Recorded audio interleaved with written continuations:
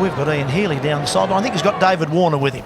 Yes, I have, Tubbs. Thanks very much. David, congratulations, mate. Your 17th Test century and your first at the MCG. Must be a great feeling. Yeah, thanks, Hills. It's probably my bogey venue, but I got that off the back. But look, we're in a good position now. Our aim was to take the scoreboard out of the equation and just bat. Yeah, what did you make of their total of 443? Very gettable and going past it? Yeah, look, you've obviously got to take the weather into consideration. We can't control that, so for us it's about trying to bat as big as we could, or as big as we can, and make the most of it in the first innings. Your last Test century, mate, was in the first week of this year. Now you've made one in the last week of this year. In that gap, you've had to answer some questions about that fact that there hasn't been one since then. Did you feel any pressure? Any extra thoughts creeping into your mind? No, not at all, but I think it's just a lot of weight off the shoulders. I think you put so much emotion into sort of thinking, why am I not scoring the runs out in the Test matches and I'm scoring them in the one day? So that's one thing that crosses your mind.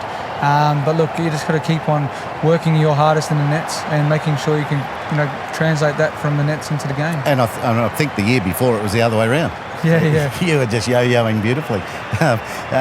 When players in my era made 143, it generally wasn't off 144 balls. And they came off full of sunscreen, sunburn, dehydrated, struggling down the ramp. You've done it in 49 overs. How does that make you feel?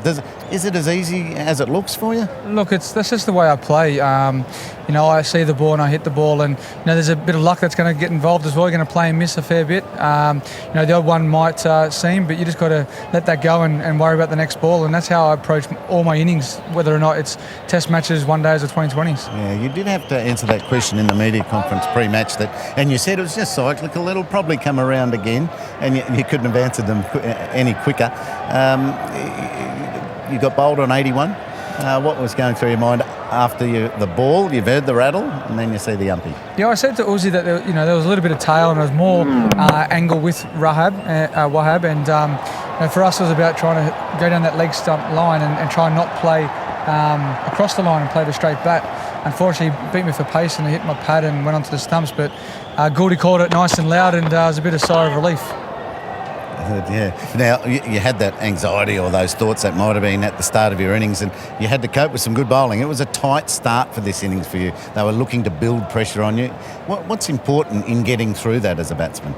Yeah, look, you got to try and, work your game out and how they're going to approach it. And for me, they're going to throw it up, look to get me the drive, try and nick me off.